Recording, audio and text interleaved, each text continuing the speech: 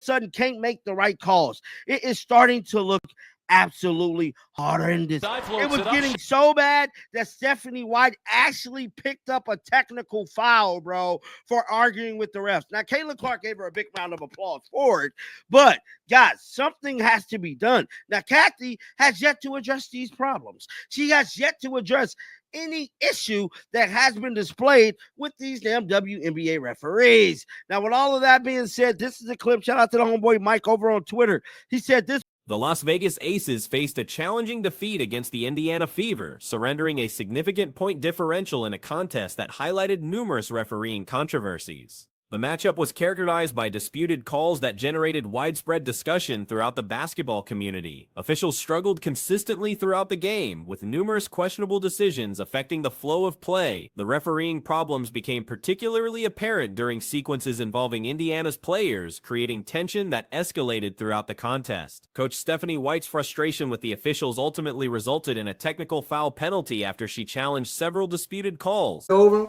made it. Great job by her. But there was a lot of defense being put on her, and the whistle got hot for her, fam. I know y'all want to say, oh, they always talk about the whistle when they lose. Well, I'm talking about the whistle right now.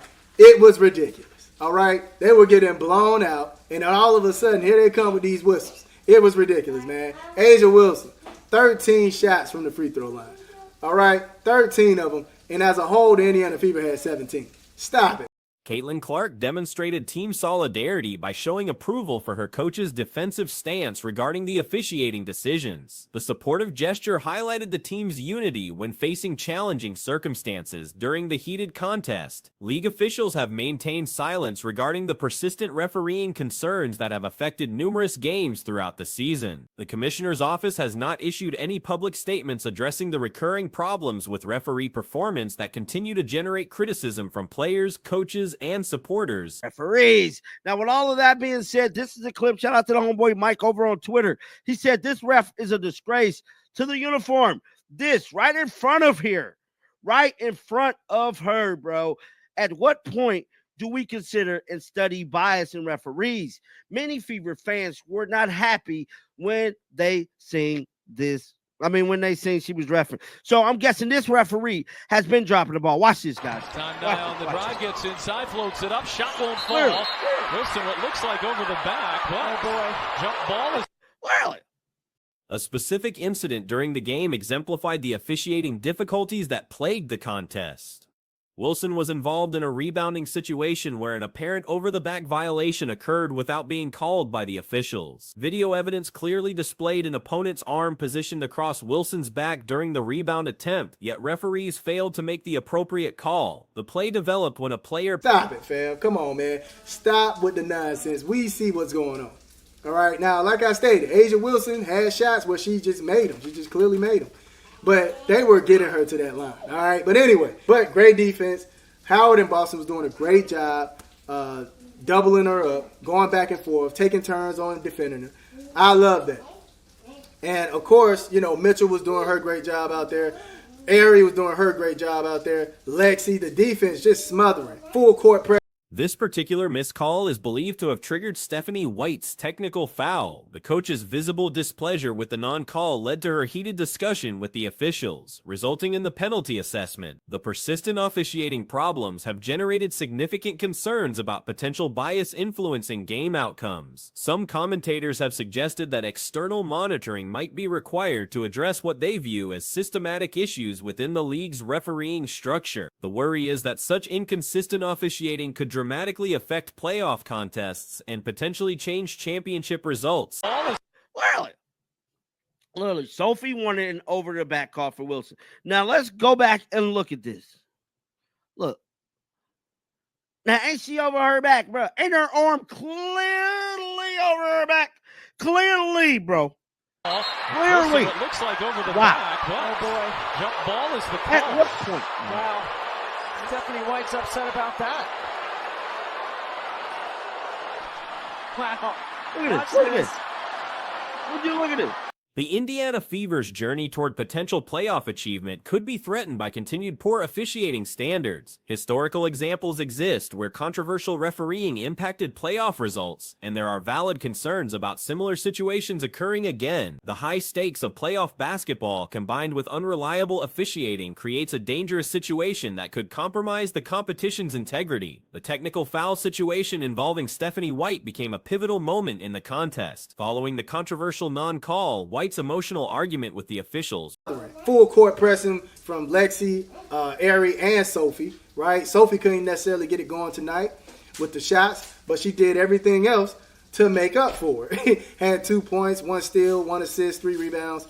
Look, the defense overall from the Indiana Fever tonight was immaculate, all right? I loved it. Now, Howard was doing a big one with her points.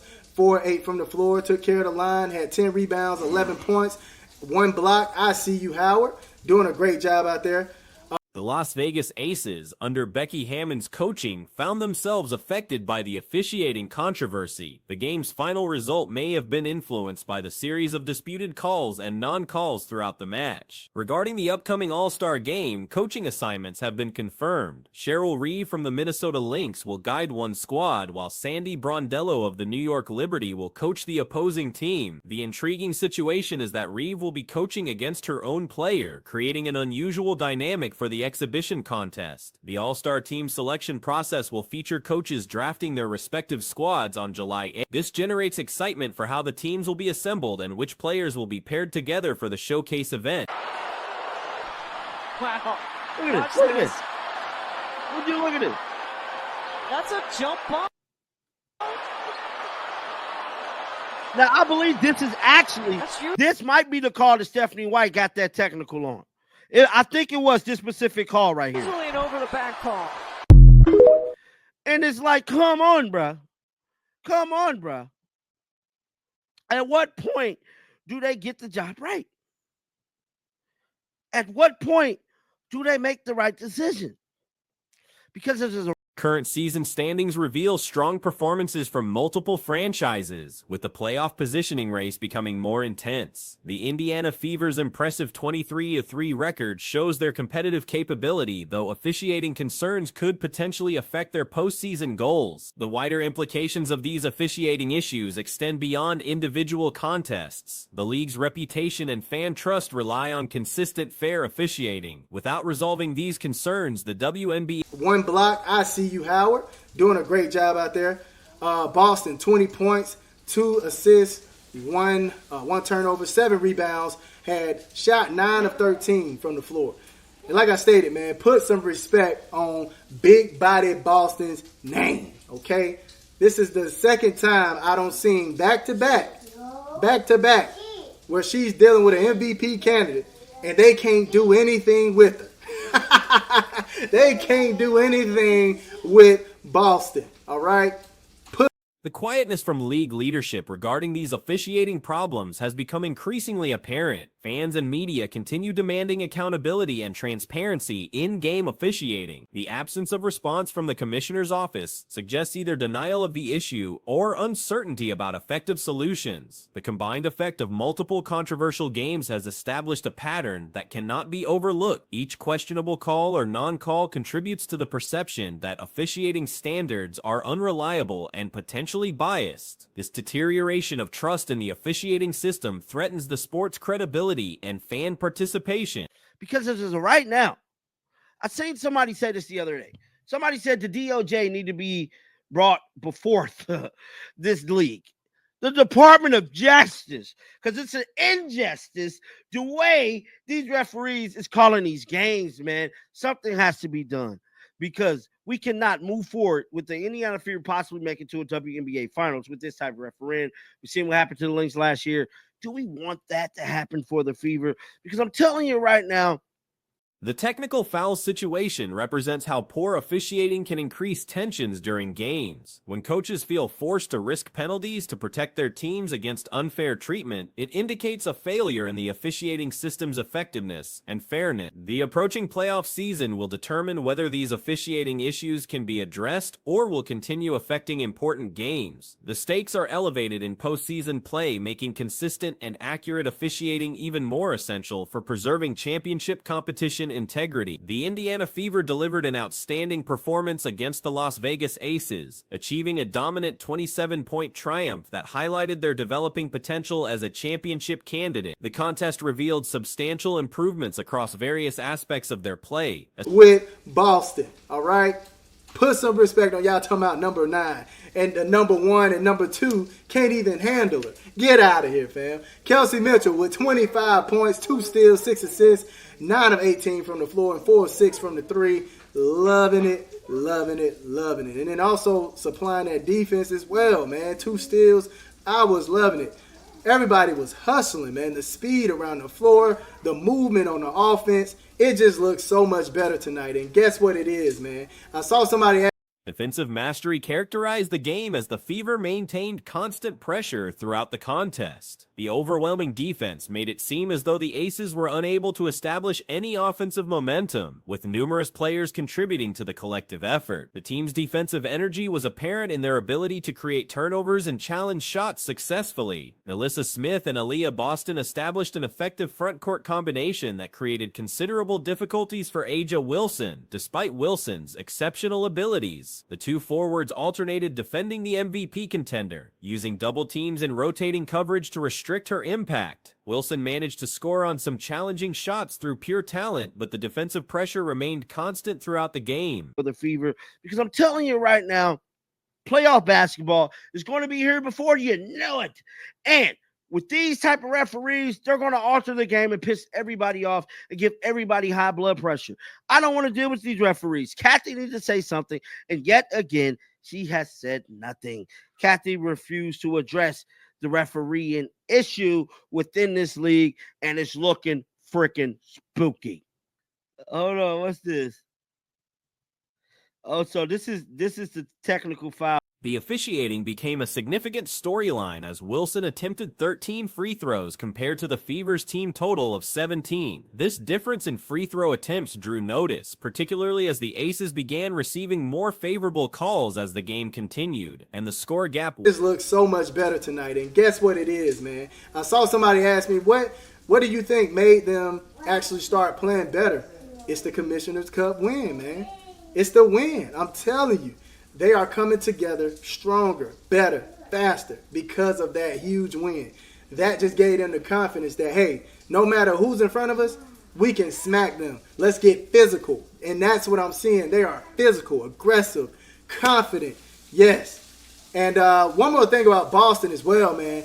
She is taking those mid-range. The backcourt partnership of Kelsey Mitchell and Caitlin Clark provided the offensive energy needed to complement the defensive effort. Mitchell scored 25 points while shooting effectively from both the field and three-point range, connecting on 9 of 18 overall and 4 of 6 from beyond the arc. She also contributed defensively with 2 steals and facilitated the offense with 6 assists. The team's enhanced chemistry and confidence seemed to result from their recent Commissioner's Cup victory, which provided a significant boost to their collective belief system. The players displayed greater aggression, physicality, and confidence in their abilities to compete against elite competition. This mental transformation was evident in their approach to both ends of the court. Hold on, what's this? Oh, so this is the technical foul. Caitlin Clark daps up coach. So this is the technical foul right here. Let's see. Hold on. Oh, whoa, that's super copyright. So this is the moment right here. Boom. Looking back, look at Stephanie White. Stephanie White going off, bro. Stephanie White going off. I can't even lie. Yeah, man, smash the like button for me, man. Come on, man. The Austin mid-range shots. And like I stated, I don't know if y'all saw me say this in the other videos, but when she is at the perimeter by herself, they don't respect her. And when she's at the mid-range by herself, they don't respect her. Pull it. Pull it. She has moments where she's wide open, but when she get the ball, she's just looking at the screen. She's looking for the screen. She's looking to hand it off. Forget all that, man. Take that shot. They don't respect you, make them respect it. But that's all. Boston did a phenomenal job tonight, though. Phenomenal job. Ari.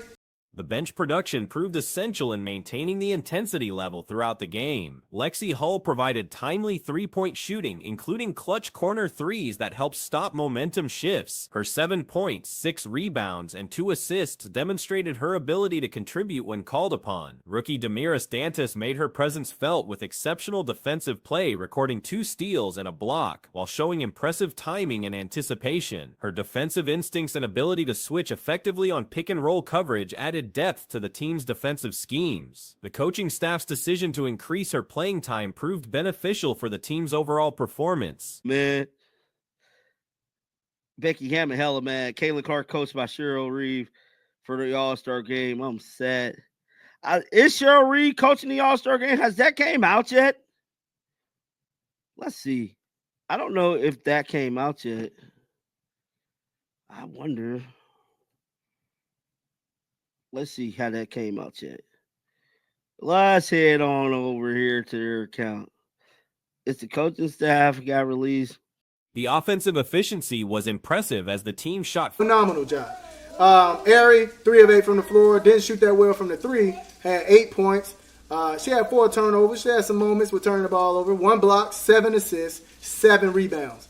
Like I stated before, man, the hustle was immaculate. Look at the offensive boards. 5 for Howard, 1 for Boston, 2 for Ari, and 2 for Lexi. All the extra stuff, the 50-50 balls, all of that extra stuff, that's what made this work, man. Beautiful. Lexi Hall hit a nice one in the corner. And shout out to Kelsey, too, stopping A. Turnover management played a crucial role in the victory, as the Fever converted 19 Aces turnovers into 19 points while limiting their own giveaways to 14. This differential in possessions created additional scoring opportunities and prevented the Aces from establishing any consistent offensive rhythm. The fast break opportunities were somewhat limited for both teams, but the Fever's superior execution in half-court sets more than compensated for this aspect. Their ability to generate quality shots through patient offensive execution and ball movement created numerous scoring chances throughout the game.